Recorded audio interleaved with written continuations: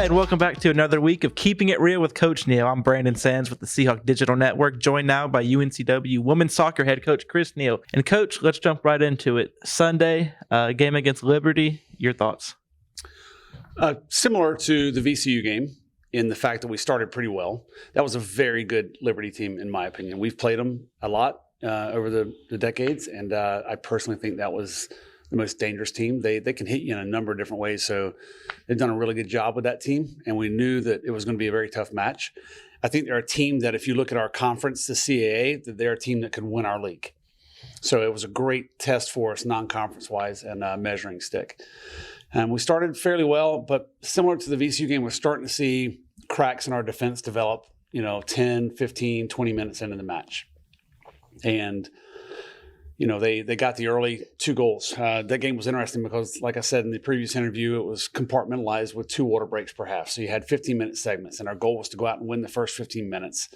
And we almost got through that first 15 minutes, but we conceded. And then we conceded immediately after that start. So that first water break. So it's eerily similar to VCU, but I thought that the second half is when this team really started to kind of develop that competitive vibe that we're looking for.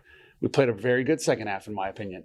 And obviously the wind played a factor. It was pretty strong from one end to the other. It was in our face the first half. We had it at our backs the second half. So that certainly helps things. But, it started off very similar, but I think it ended very differently. We had a very confused, bitter taste in our mouth after VCU, but I had a much more optimistic view on our team, and I think they did as well at the end of that Liberty match.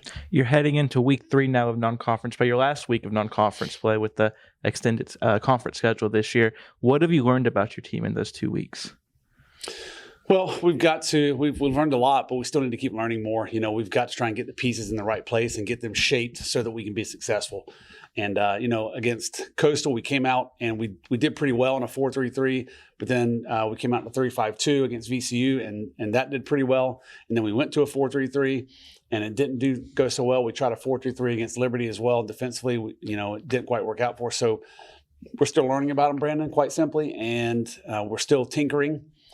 But I feel like we're finally getting some foundational pieces in place, and the players feel that too. And we're going to start to take some strides forward. 2 games this week, starting with an away contest at East Carolina. Depending on how the weather holds up, maybe battling that as a factor. What are your thoughts as you head to Greenville on Thursday? Yeah, very good team. They beat us here 1-0 last year on our home. So we're looking for some revenge, I guess, quite simply. But Gary's done a wonderful job with his team. I haven't looked at the forecast today, but I was just out at training for the last couple of hours, and Gary called me during training, the head coach at ECU. So I'm assuming he wants to talk about some options. So from what I understand, the weather's not looking too good Thursday. And we may have to make adjustments due to a tropical storm coming through. So that's something we deal with every year here. It seems like in some capacity, some years are better than others, but we'll figure it out. Right, and then moving on to Sunday, wrapping up non-conference play with Queens. It's a very important day, very emotional day, obviously. Senior day. Mm-hmm. You're honoring 4 players this year. Just kind of, I guess we'll talk about the class, and then we'll go into individual with each player who I feel they've all had different paths here, and their journeys here have all been different. Yeah, very different paths. 4 incredible young women and great student athletes, tremendous role models for their teammates and other student athletes alike. And senior day is always very emotional, and deservedly so. These 4 have taken different paths. Bentley, Micaiah have been with us for all 4 years, and then Hannah and Kennedy transferred in and have been just wonderful additions to the team. So 4 different paths, 4 different young women, all fantastic in their own right.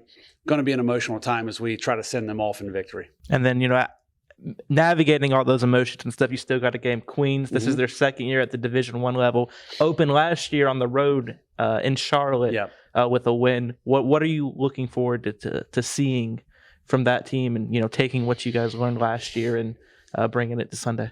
Yeah, Queens are a very good team. They've had a very successful start in Division I. Shannon's done a wonderful job as the head coach with them in their transition. We had a dogfight with them last year, and it was only because we were good on set pieces that we came out of there on opening day on their very first Division I sporting event with a victory. But that was a battle, and they've improved. They just played South Alabama, who's in notoriously a top mid-major, to a very close match last week. And I expect it to be a great game, but we're just trying to put these pieces together before we start conference play on September 7th, because it's so much earlier this year than normal. And, we just want to get better every single time we step on that pitch. Right. Well, Coach, best of luck to you this week. We'll be looking forward to seeing how the team plays. Thanks so much.